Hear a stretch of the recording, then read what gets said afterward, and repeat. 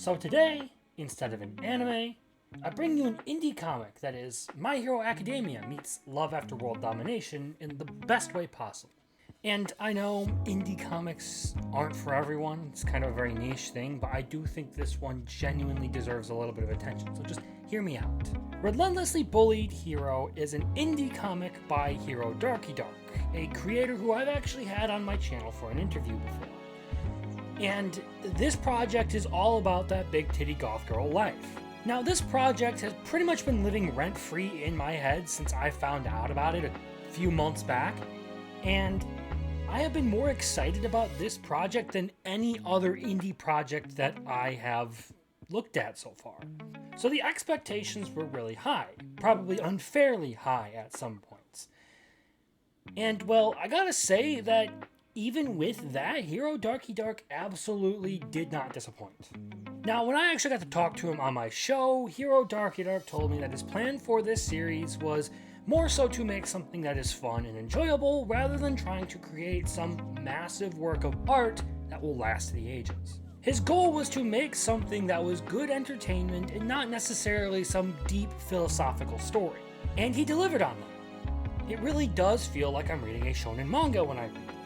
It's fun and whimsical in a way that a lot of Western projects tend to forget how to be. It does a really good job at capturing that shonen humor and still telling a somewhat serious story. And that brings me to the basic premise of the series, and it's kind of like My Hero Academia's Vigilante Deku section. The region has started to fall into chaos and hero society into a bit of moral decay as the number one hero has stepped out of the limelight, so to speak. Zeal, however, still wants to be a hero. The difference here is Zeal didn't get anything like One for All. Instead, what he got was a magic-wielding enchantress named Grimoira, who really loves to pester him at any given moment because she knows he can do absolutely nothing to stop her. And the large portion of that is because he owes her a debt.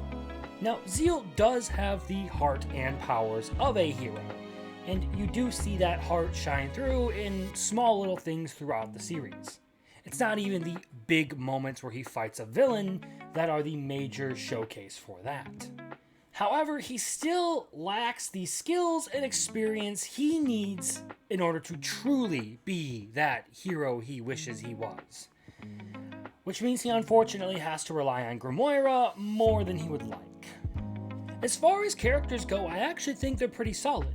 Zeal is the cringy wannabe hero type who thinks he's acting all cool and tough, but really just comes off as a theater kid channeling his inner Chunibyo. I actually really like him as a main character because in spite of his cringiness, he still is that unapologetically heroic figure. He's prone to doing the right thing in literally every situation, just like a hero should be. Like I said, it isn't the big moments where he fights a villain that actually showcase who he is, it's the small things he does, and I really do appreciate that kind of storytelling and that kind of heroism. And then, of course, we have Grimoira, the big titty goth girl who's just looking to mess with our wannabe hero because she's bored and needs some entertainment. Now, DarkyDark did a really good job of balancing the villainous side and the likable side of this character.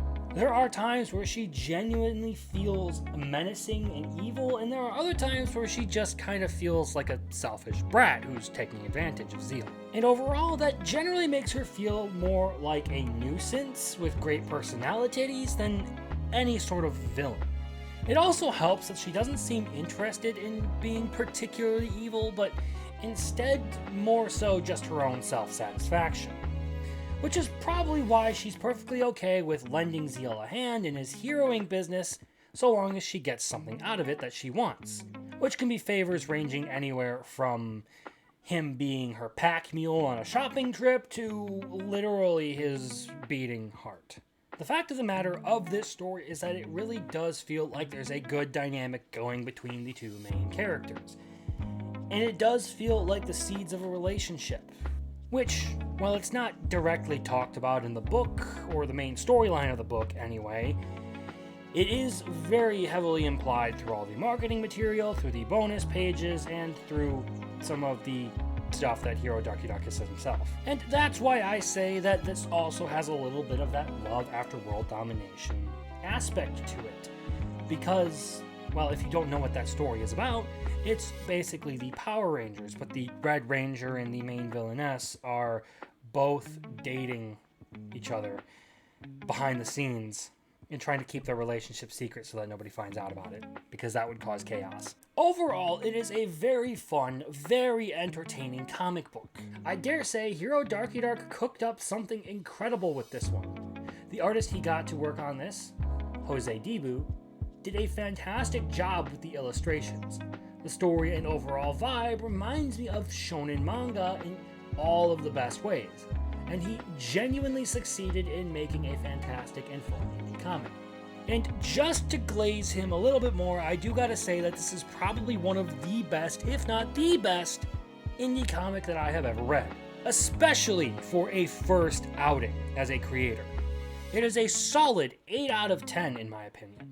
One that I only really had one significant issue with, and that was particularly with the dialogue. Now, Zeal is kind of the main narrator for the book. He's the guy whose perspective you get for the most part, and when he's talking, he talks in a way that's kind of like grandiose and over the top, and it can lead to some sort of clunky moments with the way things are written in all the text bubbles and stuff.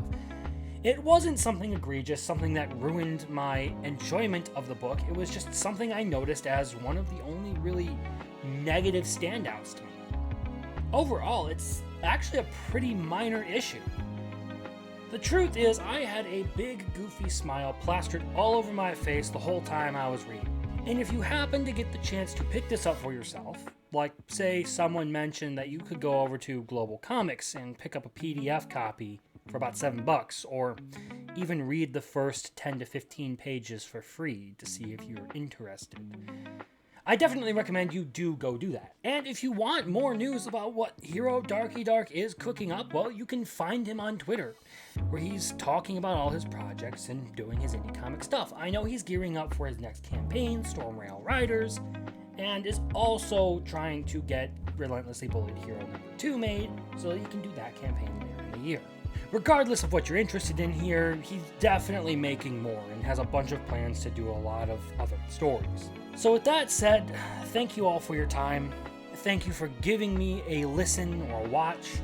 And please do consider hitting those like and subscribe buttons, because those simple but free actions do really help me. And if you have thoughts of your own, please leave them down in the comments below, because I love to see what people have to say. Otherwise, I hope to see you in the next one. Have a great day. Later.